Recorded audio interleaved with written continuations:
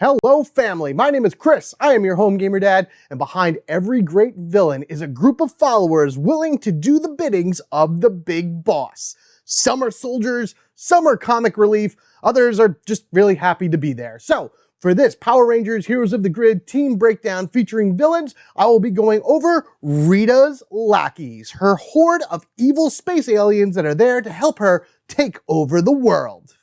So I'm going to say like 90 to 95% of you all out there know exactly who each and every one of these characters are. Squatt, Baboo, Goldar, Scorpina, and Finster. The question is, where can you find them in order to add them to your game to give you some crazy backup and, as much of the MMPR universe as you can for Rita? Well, Squatt and Baboo are actually found in a 2-pack featuring just them. This Squatt and Baboo pack, or I believe is what it's called, something along that ways. It also added a dual monster card to the mix, meaning that when that was revealed during the deployment phase, 2 monsters would get put down on the field instead of just 1, so you'd have to square off on both of them. There were rules and mechanics for that and everything like that. Really cool. You could do it with any 2 monsters at all, but the initial card and like the how to do it type deal came with the Squatt and Baboo 2-pack. You can also check out the game that I did featuring Squatt and Baboo and Finster going up against Bulk, Skull, and Ninjor on this channel. That is probably one of my favorite playthroughs I've done ever on this channel, probably ever in general for Heroes of the Grid. As far as these 3 go, we go back to the tried and true giant Kickstarter box. You're going to find Goldar, Scorpina, and Finster all in there. Each one of them were unlocked of sorts during the initial campaign way back in, I think it was like late 2017 because the game didn't release until 2018. So that's where you'll find these 3. There are no other boxes or no other sets or anything like that that has each one of these in it, which I'm actually really surprised on. I'm kind of surprised that Goldar hasn't like appeared in like a monster pack or something like that since then. But in any case, as I go over the cards for each one of these characters, I will be assigning them a threat level from 1 to 5, 1 being lowest, 5 being highest, and it pretty much represents the priority that you and your fellow Rangers should take in order to get rid of those cards so they don't do something bad or continuously power up other cards or things along that ways. I base a lot of that, 1, on my own opinion, and then 2, just the card as written, the way that it comes off regularly. There are many different combinations out there with foot soldiers and other monster cards and everything that could change the priority level of cards, so I just kind of go at face value of it. However, I do want to hear from you and your opinions on each one of their cards. Do you think I ranked some of them too low or too high? How would you rank them? And then, of course, how did you fare against these characters, these monsters and bosses, should you have faced them in your own games? I would love to hear all of that and more down in the comment section below. With that said, let's go ahead and start taking a look at each one of their cards and abilities and see how they will be helping their master take over the world. Ready? Let's go. The dim-witted hobgoblin, Squatt. Squatt is not the brightest pencil in the cabinet and is a coward by nature. He prefers to stick to the behind-the-scenes manners and simpler jobs like spying, sabotage, or stealing if he's properly motivated. Despite all that, Squatt is incredibly loyal to Rita and his best friend, Baboo. When the 2 of them are together, you can guarantee that there's half a chance that 50% of the job will be done. Maybe. Squatt is a monster class enemy within Power Rangers Heroes of the Grid, meaning that out of his 8-card deck, you only need to defeat 4 of them in order to knock this chubby goblin out for good. Within his deck, you'll find 5 cards that have 4 health, 1 that has 5 health, and 2 that have 6. And the keywords break down to 2 blank, 5 guard, and 1 passive. None of his cards have any combo keywords to them, because having a card with a combo on it would be way too complicated for Squatt. But guess what? I have an idea, as he would kind of say every so often. It wasn't really much of anything. 4 health card, guard keyword on this one. Each Ranger must draw 3 cards. This is a threat level of 2 because whenever you fight a monster, you're going to put these cards down on the line first, on the battle line first, before your Rangers would draw any cards. If you see this card on the field and you have enough cards in your hand in order to be able to kind of survive until it triggers, ideally, he's enabling you to just get more cards in your hand in order to come back and fight, stronger. Squatt's a weird one. Squatt and Baboo, when they were released around the same time as Bulk and Skull. And ideally, they're not joke characters by any means. These guys can really hold their own. Bulk and Skull are really good also in their own way, but they're fun. You have a lot of fun with them. There's a lot of meta-ness within their cards and everything. And when you actually play against Squatt and Baboo, you gotta be ready to start thinking outside of the box about how to beat them, because they're gonna come at you in some weird ways that you would never expect. Next is the hand cannon he likes to carry around, the Blunderbuster, a 4 health guard keyword card. Each ranger must roll 2 dice, deal 3 damage to each ranger for every misresult that ranger rolled. This could be very like, you're doing nothing, you're doing 3, which is kind of average, or you're doing 6. I'm putting this as a threat level of 4 simply because of the unknown factor with it. You know, everyone's going to roll 2 dice, and generally speaking, come on, you're going to roll dice against yourself. That means you're going to be like, you're going to get the worst possible result, you know, you can hit. So you're not looking for misses. You're actually looking for hits for the 2 rolls you're doing. And of course, that's when you're going to get your misses and you're going to end up taking a lot of damage. So with this having the guard keyword and only 4 health, it should be easy enough to take out quickly. So this way you don't have to worry about rolling the dice. You don't have to worry about possibly taking 3 or even 6 damage per ranger, by the way. So every ranger has to roll. It's not that hard to deal with, again, because of the guard keyword, but at the very least, you'll be able to get rid of it. So this way no one can take the damage, and you'll be able to give yourself that extra turn in order to take down something else that's equally as threatening. And that would be cards like this one. I'm not reading that. It's so crazy.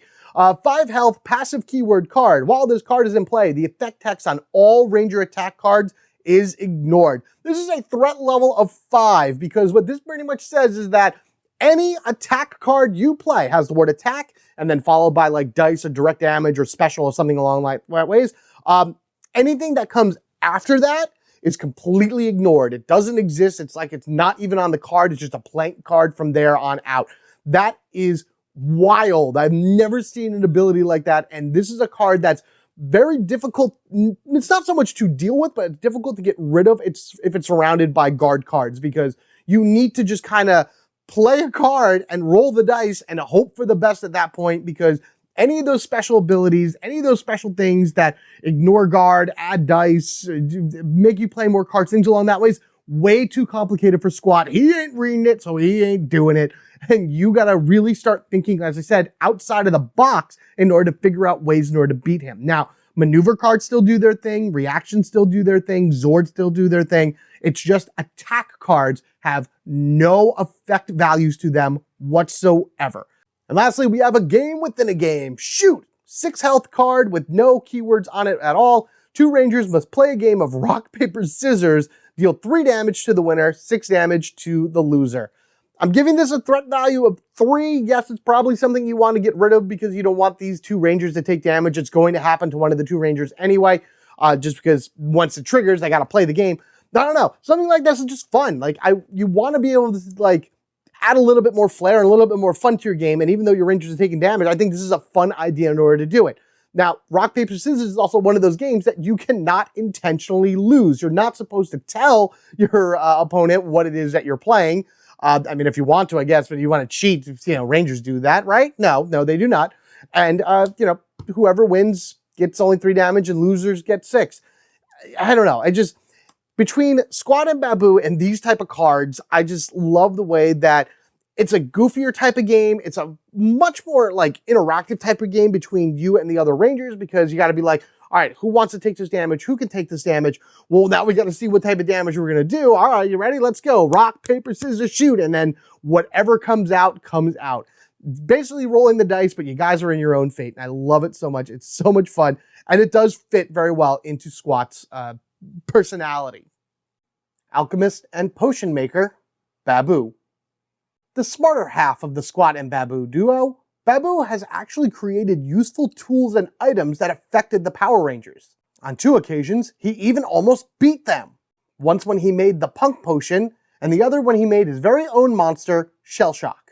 Regardless of success, Baboo is a thinker, not a fighter, and prefers to stick to the background and watch from the sidelines with his buddy Squatt, taking credit for the other monsters that do good work for Rita. Baboo is a monster class enemy within Power Rangers Heroes of the Grid, meaning just like Squatt, you need to defeat 4 of his cards in order to be able to defeat him for good. Not as easy as you think for this one. Within his deck, you'll find 2 cards with 2 health, 5 cards with 4 health, and 1 with 6 health. And then his keywords break down to 2 of them are blank, 3 of them have the fast keyword, and 3 of them have combos, 2 of which are guard passive, and 1 is a fast passive. I wish Squatt and Baboo had a little bit more screen time when it came to Mighty Morphin Power Rangers, because these characters actually have some pretty decent storylines to them. A lot of it's better explored within the comic books, like their origin, things along that ways, but every so often you get something fun that pops up within MMPR that you look at and you're like, oh wow, maybe these guys actually have something going for them. And I'll talk about that in a moment. But first, let's talk about Scapegoat here. A 2 health guard passive card. Now, you think 2 health, it can't be so bad, right? When this card is defeated, instead of discarding it, place it on the bottom of Baboo's deck, then draw another card from Baboo's deck to replace it in the combat sequence. This can get really, really annoying. This is, even though it's a threat level of 2, this can actually make it really obnoxious when fighting him, because there are 2 of these within the deck. So then if you discard this one and take the top card and it's another Scapegoat, you would do 2 damage to that, go on the bottom, and then draw another one. Basically, it's making you deal damage to cards and get rid of them, and they're not actually being defeated. You're kind of just taking time away from the Rangers, taking time away from them and their ability to wipe out as many of his cards as possible in order to just kind of prolong things. And it just makes it for a really, really annoying time. I think I only had like 1 battle against Baboo here where this forced me to go into a second fight with him, because it's like I ran out of turns. Like I fought this, got rid of it, brought in something else because it's guarded. It's guarding cards around it. You want to be able to get rid of it. And then of course another Scapegoat came, so I had to get rid of that. And then once another card came out, I was able to do what I needed to do. And I ran out of turns for the battle, so I had to go back in and fight him again. And then these will never actually come out of the deck either. So if you defeat 4 cards, the next 4 cards you go for have scapegoats on them. And if there's nothing to draw, then nothing comes back. It's so annoying and so obnoxious, but at the same time, I get it. And it works very well. And it's just another fun way that Squatt and Baboo lend their uniqueness to the game. Next, we have Pick Your Poison. 4 health, no keywords on this one. Drain 2 energy. The Ranger who most recently drank something must discard either 2 cards from their hand or 2 cards from the top of their deck. This is a threat level of 4. Let me tell you, again, you may not think it, but Squatt and Baboo, they'll come in out of nowhere and do some really nasty things to your Rangers. For one, draining 2 energy. Don't like that. Any type of energy drain, terrible, terrible, terrible. 2 energy is all that starts in the shared pool whenever you begin a battle. Having that gone, very bad. And again, if you don't have any energy to drain between the shared pool or the Ranger cards, you're discarding cards from your hand. And Pick Your Poison then makes you discard more cards from your hand or the top of your deck. And I like the caveat of who most recently drank something, because that means that Baboo here snuck away from the board or snuck away from the game, put somebody in, like something in somebody's drink, they drank it, and now they've lost their ability to do something for that turn. It kind of stuns them of sorts. I like it. That's awesome. That is again, another fun way to take the character who's just known for being goofy, who's known for being that comic relief character, and really make them a threat in your game. Another aspect of Baboo, he's an alchemist. I wish that was explored a little bit more within MMPR, but you know, it is what it is. Awful Alchemy, 4 health, fast keyword. The Ranger with the most cards in their deck must guess the shield value of the top card, then discard it. If they guessed wrong, repeat this effect until they guess right or are defeated. This is a threat level of 5, because if you're an awful guesser, if everything you guess is wrong, you're bound to get it right eventually, but you constantly have to discard your card. Like, if you get it wrong, you can end up wasting 3 or 4 cards right from the top of your deck before you even realize it. Now, I went over a bunch of cards in my last team breakdown for Rocky, Aisha, Adam, and Kat, and specifically Kat, who is a deck manipulator. She would have the ability to kind of switch her around her deck and everything like that, put things where they need to be, so that way she knows what's on top, guess it right the first time, and at least that's all she's losing. But standard Rangers don't have the ability to do that type of manipulation to your deck. And unless you're kind of a card counter, which some people aren't, they're not really that good at it, you may end up guessing wrong. You have a 1 in 3 chance of guessing whatever the right value of shields are from the top card. Now, again, you can look at your hand, you can look at your discard pile and kind of maneuver it from there, but if you're just gonna blatantly guess, you could easily deck yourself out with awful alchemy. And that is why that is a level 5 threat. Because if you have somebody that's just not very lucky, you kind of want to get rid of that quickly. And finally, from a fan favorite episode, we have the Punk Potion. 6 health, fast, passive keyword. While this card is in play, Rangers cannot use abilities or card effects that affect Rangers other than themselves. So, any one of your abilities on your card, blank, gone, doesn't mean anything. Very much like Squatt's, I'm not reading that, but this affects the abilities of the Rangers.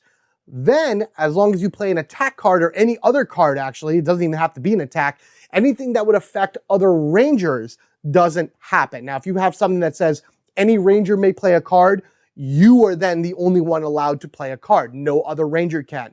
But if you have something that you play and it says another Ranger does X action, it's gone. It doesn't mean anything. You're a punk. You're a spoiled little brat in this particular case, if I can remember this episode. And everything is yours, yours, yours, mine, mine, mine, all from me. And that is the Punk Potion. And I love that the episode itself not only has a really funny scene from it, I love Billy and Kim like this, but the way that the passive work kind of really goes into the whole motif of being that type of character. So good, so much fun. And again, Squatt and Baboo are good like that. They're fun, they're interesting characters, and they are a different type of monster to add to your game because there's so many different ways to play them other than just, well, they're going to hit me for X damage and then we move on. Master Monster Maker, Finster. Old, wise, very intelligent, and considered a demon artist. Finster prides himself on his work with living clay, molding and creating new minions for his Empress Rita. Others have tried to duplicate his work, but there's nothing better than a Finster original. And these are the creations that keep coming after the Rangers week after week after week. Finster is a monster class enemy within Power Rangers Heroes of the Grid, meaning that you need to defeat 4 of his cards in order to defeat him for good, drying up that clay and sending him packing. Within his deck, you'll find 4 cards with 4 health, 1 with 5 health, and 3 with 6 health. And his keywords break down to 5 being blank, 2 have fast, and there's 1 combo of a fast passive keyword. Finster's main gimmick actually revolves around putties, whether they are in your game or not. So if you're playing with Finster, always have the putties within hand because there are cards within him that pretty much throw them on the field regardless of anything. Again, it doesn't matter if they are in your game or not, he will do that. And that's what Finster does. He is a monster maker, so he's going to make sure that there's all of that on the field for him to be able to cause some havoc. But first, we have the Crafted Cannon, which is an actual attack card for him himself. Deal 3 damage to 2 different Rangers, drain 3 energy. That is a threat level of 4 because that is a lot of energy to drain. That most likely by the time you finally get to this card, in order to defeat it, you're not going to have that much energy within the pool itself, whether that be in the shared pool or other Rangers have it or anything along that ways. And you don't want to lose that much energy because that means at least 1 Ranger, if you didn't use anything at all, is going to have one of it sapped from their card. Besides that, 3 damage to 2 different Rangers. Not really a great thing either. That's going to be at least, minimum 1 card going to the discard pile, but use your star defenses, use your damage reductions, things along that ways in order to reduce that down. You don't want that drain to trigger. That drain triggers, you're going to be in trouble. And here we are. This is what I was talking about. Freshly made, 4 health, fast keyword. Deploy 2 putty patrollers to this location. Does not matter what you have in your game. It's 2 putty patrollers. Now, here's the other thing. You may not have the core set. Finster is found within the Kickstarter box. So there are no putty patrollers. Well, there are. There's Z putties technically in that one. I think the Tenga, whatever, I forget what the vowel at the end of that is also in the Kickstarter. So technically speaking, if you just have the Kickstarter, then you would have to be able to deploy Z putties at that point. But this is specifically calling for putty patrollers. So you would have the core box and you would have those and everything like that. I feel like that this should probably be errated and just say deploy 2 foot soldiers to this location. So this way, whatever foot soldiers you have in your game and things like that, you just deploy 2 of them, and then that's what the card actually does. And when you deploy these, you got to follow the deployment rules. So if it goes into your section, because it's going to be in the location he's in, if it is already at maximum limit, those foot soldiers would then move to the next one. So something to think about, something to consider. I would probably change that, errata it, to deploy 2 foot soldiers, but I get why it's putty patrollers, because he makes them by the dozen, as we've seen before. Next, we have Artistic Genius, 5 health, fast passive keyword.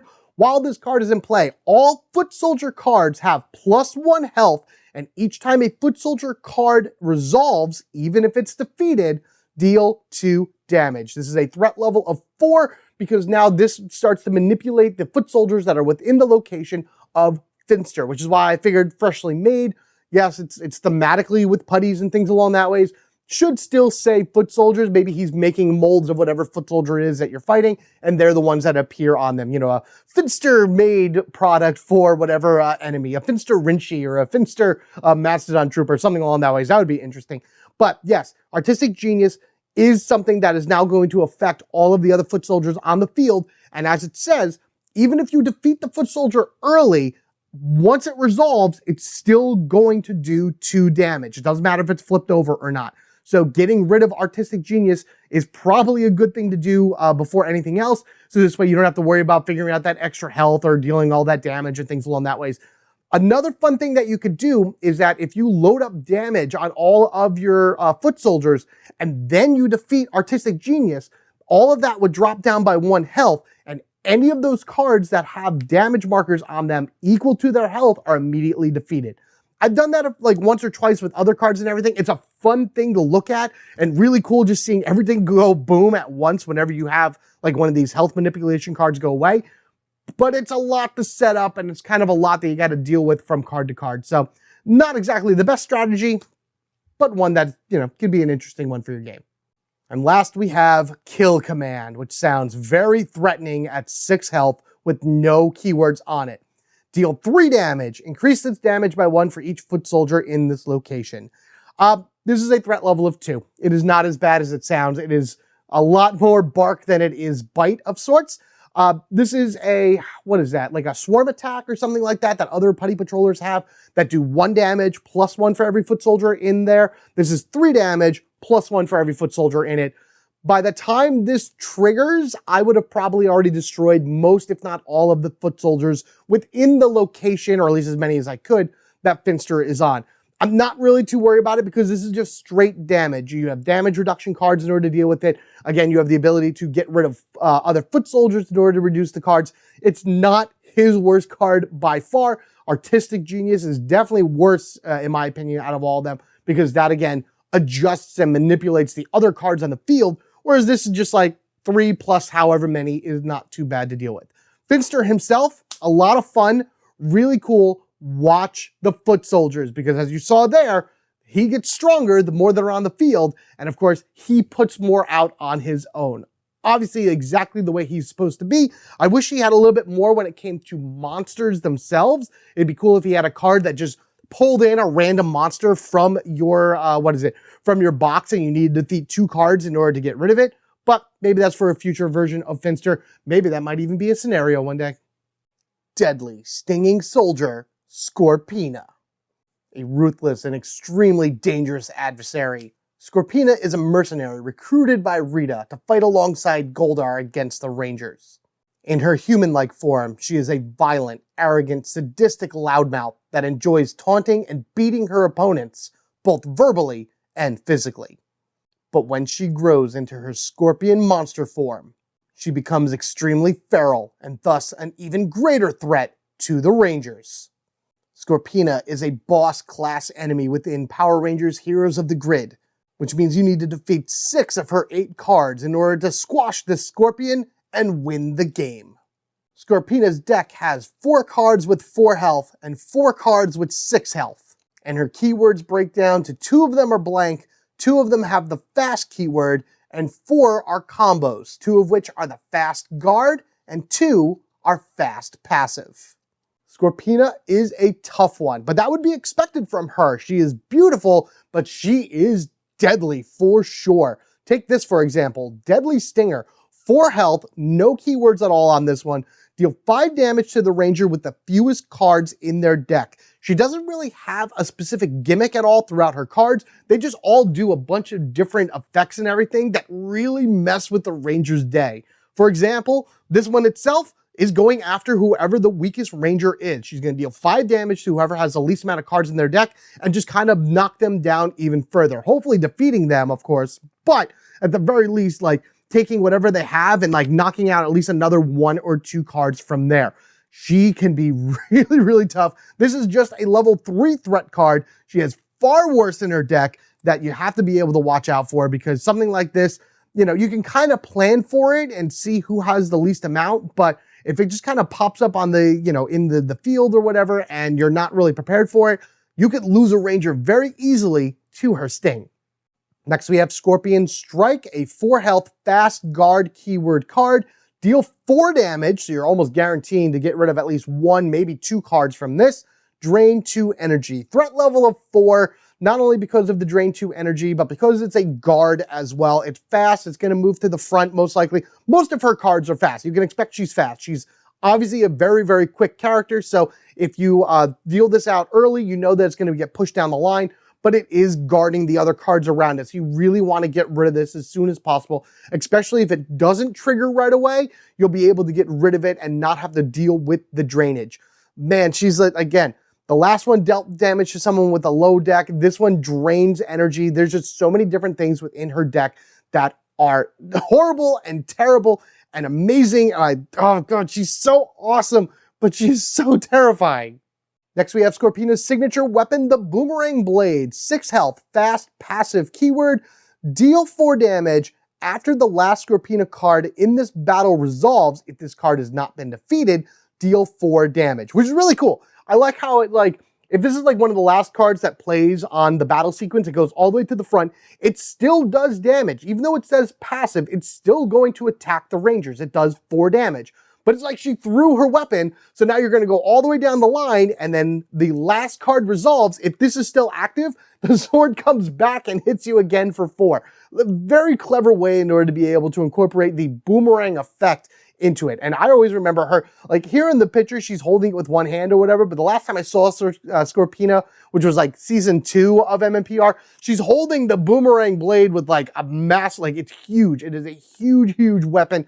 Very impractical, very odd in order to be able to fight with and everything like that. But, you know, that's just kind of what happens with later on versions of these characters. Still, very awesome. I love the effect. Definitely a threat level of 3, which I believe I mentioned already. If not, then it's a threat level of 3, because get rid of it early or not. You can just take the 4 damage, but be sure you get rid of it before the end of her cards, before you go down to the foot soldiers, or else you're going to be taking an additional 4 damage that you probably could have prevented. Next, we have Sweeping Slash. 6 health, fast keyword, deal 5 damage to 2 different rangers. And to be honest with you, this is a threat level of 2. I know it's 5 damage to 2 rangers. That is a lot of damage and a lot of cards that are going to be gone from their decks and everything along that ways, but it's just straight damage. And it's a fast keyword, so it's going to go right to the front. Well, maybe, maybe not. As you saw, most of her cards are fast anyway, so there's no guarantee where this is going to fall within the battle lineup. But again, it's just straight damage. There are plenty of ways of reducing the damage, of redirecting the damage, or anything along that ways, or just tanking it and just going from there. I don't know. I feel like that if this triggers, I'm okay with it. I would rather spend the ranger's turns in order to getting rid of guards or getting rid of worse cards within Scorpina's deck in order to kind of narrow that down and everything like that. Maybe later on when you're fighting her a second time, you want to be able to get rid of this fast, but you know, her guard cards may go out and block that. There's only 2 of them, but still, regardless of anything. And then like, if you have a ranger who's very low on health, you may want them to take this 5 damage in order to get knocked out. You spend one of your health tokens in order to bring them back into the fight for the next fight, and they're fully powered up. They're strong. They're back all, you know, on their feet with 100% of their powers. And a card like this would actually seem like nothing to them, with the exception of 6 health. It's a little high, but hey, still pretty good. And finally, we have Fainting Slash, her last card within her deck. None of these cards actually show Scorpina in that giant scorpion monster form, to which I say to Renegade, please, please, please, please, please give us a Mega Scorpina. We have a Mega Goldar already, and you have a scenario out there where we take the little Goldar and then we fight that and then it becomes the big Goldar. Can we have that with Scorpina as well? That would be fantastic. I'm more than fine getting away from MMPR for a while. I love all of the other seasons and they all deserve love as well. But there's just so many key things within the first season of Mighty Morphin Power Rangers, even second and third season, just Mighty Morphin Power Rangers as a whole has so many amazing moments and characters and things that we all remember that a giant version of Scorpion Scorpina would be fantastic. I want Serpentera as well, but that's a different thing. For now, giant Scorpina, then give us a scenario where we fight little Scorpina, and then she grows into the big one. However, we have the Fainting Slash right here, as you see from the side. And if you haven't read it already, this is a threat level of 5, worst card in her deck because 6 health, fast, so it's going right to the front, 5 damage.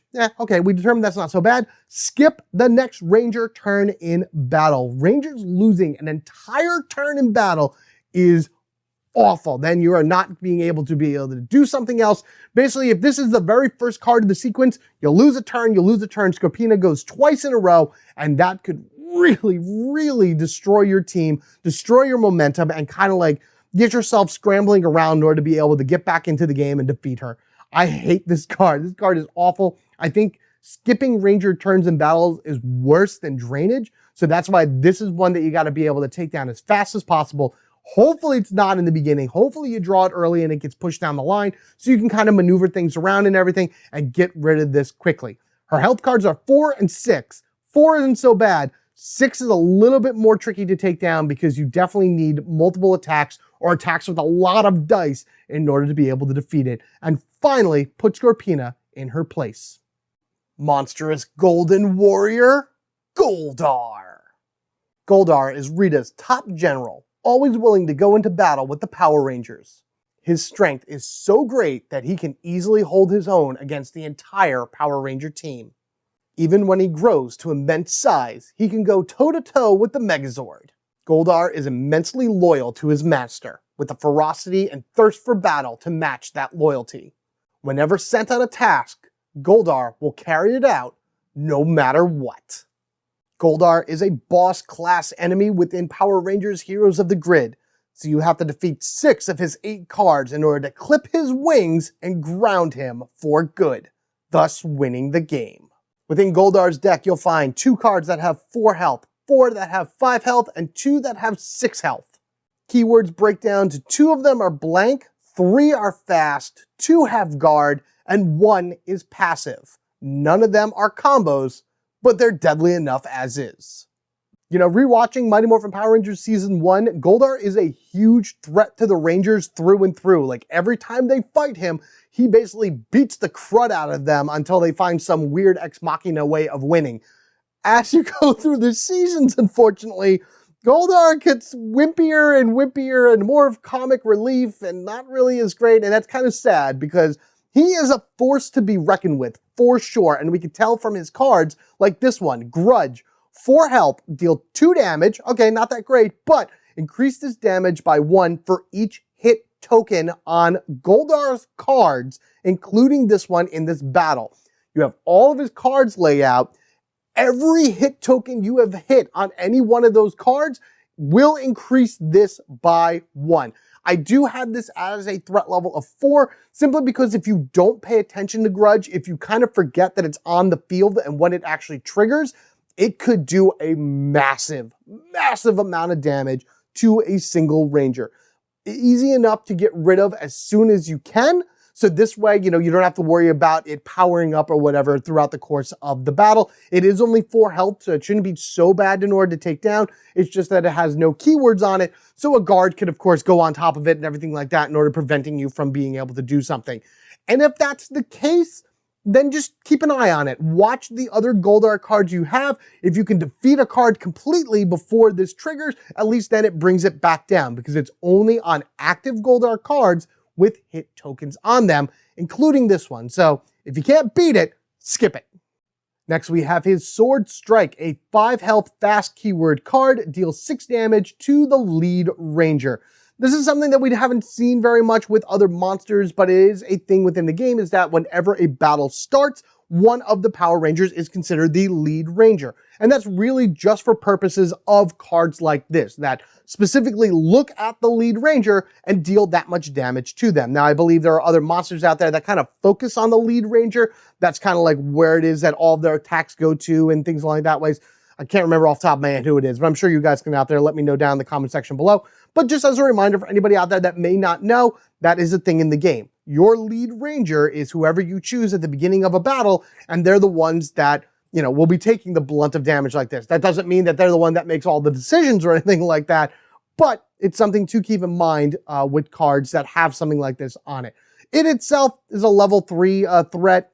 Yes, it's 6 damage, but because you know exactly who it's going to, you can kind of like stack up your defenses beforehand in order to be able to anticipate it, reduce the damage, and then maybe then your just lead ranger can tank the rest of it and call it a day.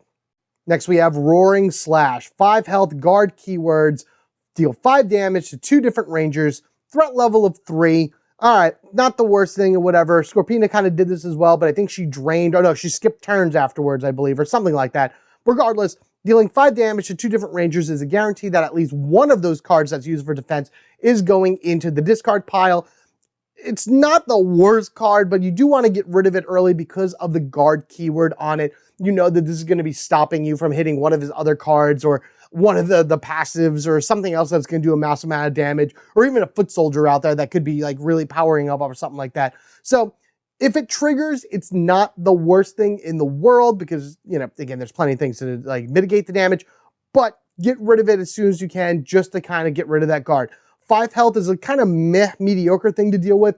Maybe you'll get lucky with a great roll. Maybe you'll have to do 1 or 2 attacks in addition to it in order to get rid of it. It's also interesting where I believe this is Goldar without his wings. It doesn't look like there's any on there. Because remember, MMPR Season 1, he did not have wings, or at least he did, but then he didn't. He like lost them midway through it because in the beginning of Season 2, Zed specifically told him, here's what was taken from you, and gave him back his wings, which was that's very nice of him. Next, we have Vengeful. 6 health, passive keyword. While this card is in play, each time a Goldar card, including this one, is defeated, deal 3 health. That is a threat level of 4, my friends, because at the very least, you want to get rid of this as soon as possible to prevent any other Goldar card from causing further damage to you and your Rangers. And remember, you're going to have to fight Goldar twice because you need to defeat 6 of these 8 cards in order to be able to like win the day and everything, because a win condition in the game is beating the boss, and that's what Goldar is. So defeating this and getting this out of his deck, there's only 1 of them in it, so that's really good, is a great thing to have for later battles, so you don't have to worry about something coming up and like constantly paying out damage to your Rangers that you just like, you're right there at the end, you're at the boss, you want to beat him, you have the ability to do so, and now he's just bop, bop, bop, bop, bop, little damage, little damage, little damage, and that could be enough to send a Ranger, you know, packing, KOing them, getting rid of 1 of your health tokens. And if you don't have any more health tokens, that is a game over. Get rid of Vengeful, prevent that other damage. You'll be good to, you should be pretty good to go otherwise. His cards are not the worst thing that I've seen. Even this card right here, the Heat Beam Eyes, which would be his like super powerful ultimate attack type deal, I'm still only giving it a threat level of 3, because it is a 6 health fast keyword card, deal 4 damage to each Ranger. Yeah, okay, 4 damage is awful. You don't want to have any damage dealt to any Ranger or whatever. But again, between the Rangers that we have nowadays, like when this was first released, this was awful. This was a terrible, terrible card. Nowadays, there's so many Rangers that have damage reduction or better off taking the damage or something along that ways, or ways of like avoiding the damage or moving around or everything like that. Like, it's fine. 4 damage is not the worst. 5 damage to 2 Rangers I think is even worse than this, even though this is going to each Ranger. Only because as a solo player, this is all 3 of my Rangers taking the 4 damage. And if I have a Ranger with a star defense power, I'll be more than happy to start flipping over cards, seeing what else I can do. Yeah, okay, it may hurt other Rangers that way, but it's still 4 damage. There's a very good chance that you're going to flip something over and it's going to stay in your deck by going on the bottom, as opposed to you being discarding it. So Goldar's cards overall, not so bad. Like Mega Goldar is definitely way worse than this. And maybe one day I'll cover the Megas as well. I would love to do that. Especially if we get even more coming out in the future. Renegade, please let me know. It'd be amazing. I'd love it. I'd love to be able to show those off. But otherwise that, That's Goldar. That is our head general right here. Tough, but not unbeatable. And there you have it, everybody. Rita's Lackeys and all of their horribleness. Let me know what you think of them down in the comment section below. Which one of these guys have you faced off against? How have your battles have gone with them? And which ones do you like? And would you love to see a giant scorpion Scorpina? I literally thought of that. That came to mind while actually doing this recording. And now it is... I need to make a video of like my top 10 wants for this game. Maybe 5, maybe not 10, definitely 5. And now that that's in my brain, I really want something like that. That would be awesome. Sorry for that abrupt cut right there. It's like as soon as I said that sentence of like my top 5 things I want in this game, I just got flooded with ideas and whatnot. But regardless of that, between that and also covering other monsters and bosses and whatnot within the game, there's a lot still in store for Power Rangers Heroes of the Grid that I hope you are looking forward to. So let me know what you think of all of these guys down in the comment section below. What are your thoughts on how they play? And of course, like I said before, what are some of the games that you've played them in? Also, be sure that you are subscribed to the Home Gamer Dad so you don't miss any future villain breakdowns or other hero breakdowns or other great videos I haven't put out for you to enjoy. I got a ton of things to catch up on right now, like the season 3 stuff with Master Vile and Rita, a lot of monsters from all the seasons of MMPR, Zeo, Dino Thunder. It's just so much stuff that is not only available now that I still need to talk about, but are coming in the future. Again, I need to make a list of things that I want and share them with you guys and hear your opinions as well. Thank you all again. Again, as I mentioned before, be sure you're subscribed to the channel in order not to miss any of that. If you wish to support the channel even further, that would be immensely appreciated. It really would be. There are ways to do that down in the description section below. Keep in mind, memberships for YouTube membership and Patreon will get these videos as early as I can make them. My schedule's a little weird, so maybe only a day or two beforehand, but you'll be able to get exclusive content that I'm going to work on as well. Plus, anytime I do a session, you'll get the full uncut session to watch straight through before all of the other pieces are released. A lot of fun things, a lot of good things like that. But regardless of any of that, your view, your like, your share, your comments, and of course, subscribing to the channel are really the best things possible for me to help grow this channel and make more videos like this for you to enjoy and inform you about what these monsters are like and how to take them down. As always, you've been absolutely amazing. Take care of yourselves and each other. We are family forever, gaming together. I need to really start brainstorming some ideas about things that I want in this game. So until then, you guys have a good one, and I will see you all later. Thank you again, everyone.